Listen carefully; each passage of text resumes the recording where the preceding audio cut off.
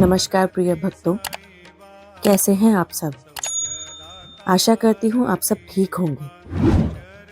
आप सभी को नव वर्ष की हार्दिक शुभकामनाएं।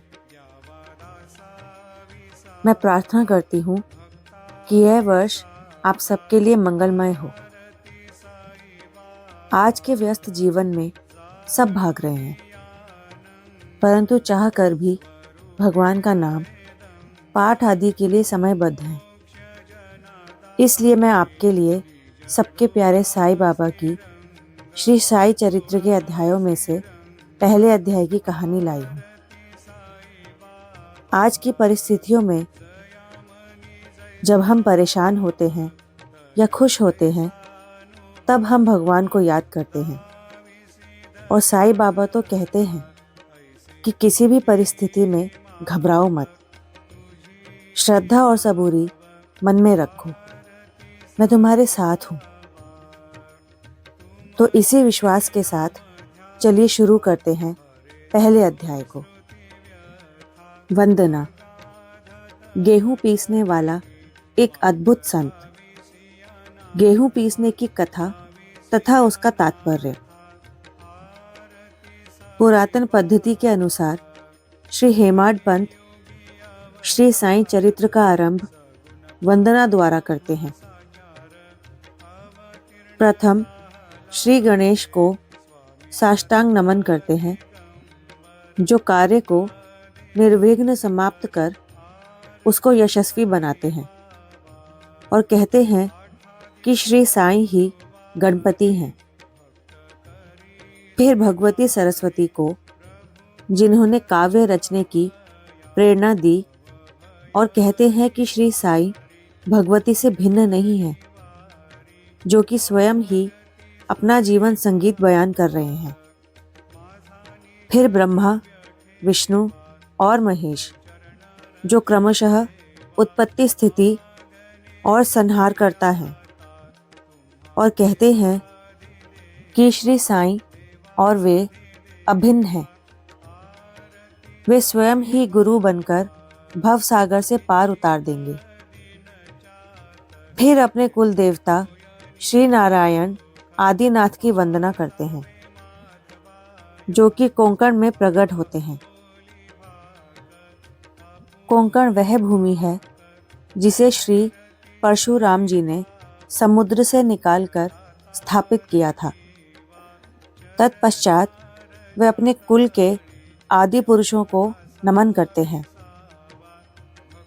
फिर श्री भारद्वाज मुनि को, जिनके गोत्र में उनका जन्म हुआ।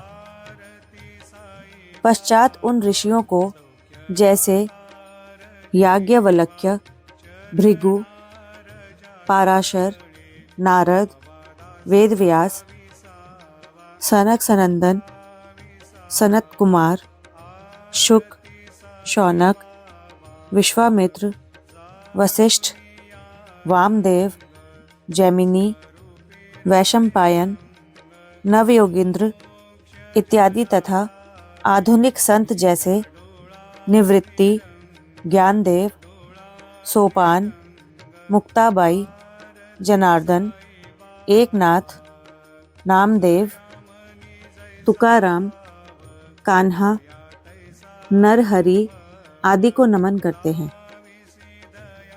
फिर अपने पितामह सदाशिव, पिता रघुनाथ और माता को, जो उनके बचपन में ही गत हो गई थी। फिर अपनी चाची को, जिन्होंने उनका भरण पोषण किया, और अपने प्रिय भ्राता को नमन करते हैं। फिर पाठकों को नमन करते हैं, जिनसे उनकी प्रार्थना है कि वे एकाग्रचित होकर कथामृत का पान करें। अंत में श्री सच्चिदानंद सद्गुरु श्री साईनाथ महाराज को, जो कि श्री दत्तात्रेय के अवतार और उनके आश्रयदाता हैं, और जो ब्रह्म सत्य जगन मिथ्या का बोध कराकर समस्त प्राणियों में एक ही ब्रह्म की व्याप्ति की अनुभूति कराते हैं। सर्व श्री पराशर, व्यास और शांडिल्य आदि के समान भक्ति के प्रकारों का संक्षेप में वर्णन कर अब ग्रंथकार महोदय निम्नलिखित कथा प्रारंभ करते हैं। गेहूं पीसने की कथा। सन 1910 में मैं एक दिन प्रातःकाल श्री साईं बाबा के दर्शनार्थ मस्जिद में गया। वहां का विचित्र दृश्य देख मेरे आश्चर्य का ठिकाना ना रहा कि साईं बाबा मुंह हाथ धोने के पश्चात चक्की पीसने की तैयारी करने लगे। उन्होंने फर्श पर एक टाट का टुकड़ा बिछा उस पर हाथ से पीसने वाली चक्की रखी। उन्होंने गेहूं डालकर पीसना आरंभ कर दिया। मैं सोचने लगा कि बाबा के चक्की पीसने का क्या लाभ है।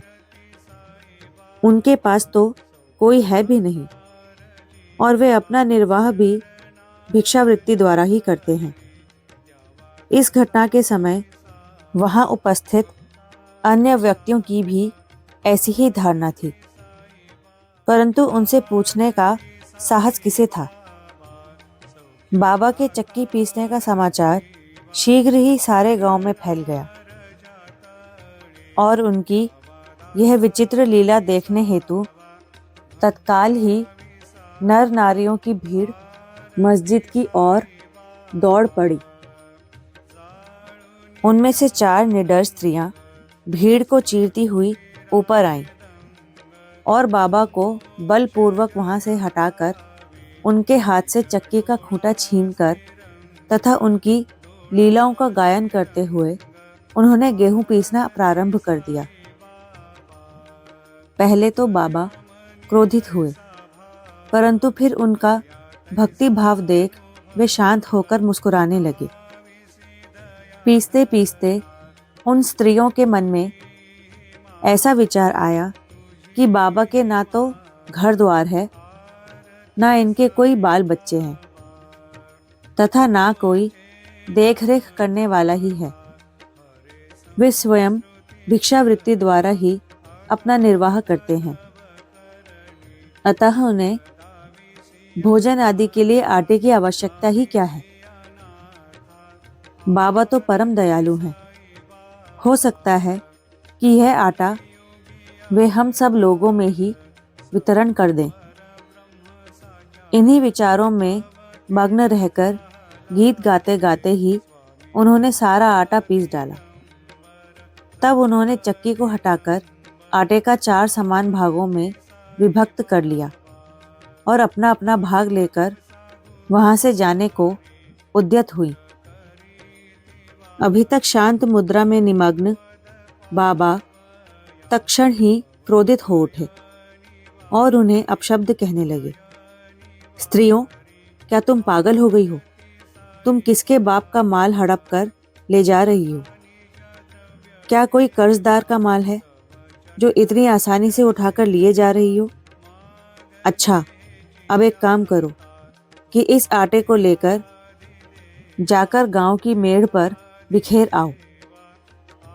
मैंने शिरडी वासियों से प्रश्न किया कि जो कुछ बाबा ने अभी किया है उसका यथार्थ में क्या तात्पर्य है।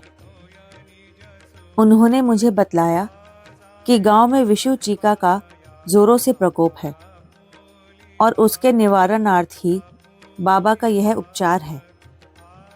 अभी जो कुछ आपने पीसते हुए देखा था वह गेहूं नहीं वरन विषु चीका था जो पीस कर नष्ट कर देती है।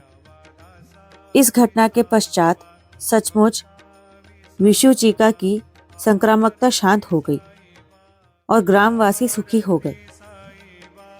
यह जानकर मेरी प्रसन्नता का पारावार ना रहा। मेरा कौतूहल जागृत हो गया। मैं स्वयं से प्रश्न करने लगा कि आटे और विषु चीका रोग का भौतिक तथा पारस्परिक क्या संबंध है। इसका सूत्र कैसे ज्ञात हो। घटना बुद्धि गम्य सी प्रतीत नहीं होती। अपने हृदय की संतुष्टि के हेतु इस मधुर लीला का मुझे 4 शब्दों में महत्व अवश्य प्रकट करना चाहिए। लीला पर चिंतन करते हुए मेरा हृदय प्रफुल्लित हो उठा। इस प्रकार बाबा का जीवन चरित्र लिखने के लिए मुझे प्रेरणा मिली। यह तो सब लोगों को विदित ही है कि यह कार्य बाबा की कृपा और शुभ आशीर्वाद से सफलतापूर्वक संपन्न हो गया। आटा पीसने का तात्पर्य। शिरडी वासियों ने इस आटा पीसने की घटना का जो अर्थ लगाया वह तो प्राय ठीक ही है, परंतु उसके अतिरिक्त मेरे विचार से कई अन्य अर्थ भी हैं। बाबा शिरडी में 60 वर्षों तक रहे और इस दीर्घ काल में उन्होंने आटा पीसने का कार्य प्राय प्रतिदिन ही किया। पीसने का अभिप्राय गेहूं से नहीं, वरन अपने भक्तों के पापों, दुर्भाग्यों, मानसिक तथा शारीरिक तापों से था। उनकी चिट्ठी के 2 पार्टों में ऊपर का पार्ट भक्ति तथा नीचे का कर्म था। चक्की की मुठिया जिसे पकड़कर वे पीसते थे वह था ज्ञान। बाबा का दृढ़ विश्वास था कि जब तक मनुष्य के हृदय से प्रवृत्तियां, आसक्ति, घृणा तथा अहंकार नष्ट नहीं हो जाते, जिनका नष्ट होना अत्यंत दुष्कर है, तब तक ज्ञान तथा आत्मानुभूति संभव नहीं है।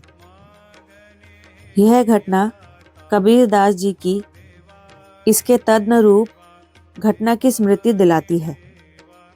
कबीर दास जी एक स्त्री को अनाज पीसते देखकर अपने गुरु निपट निरंजन से कहते हैं कि मैं इसलिए रुदन कर रहा हूँ कि जिस प्रकार अनाज चक्की में पीसा जाता है, उसी प्रकार मैं भी भवसागर रूपी चक्की में पीसे जाने की यातना का अनुभव कर रहा हूँ।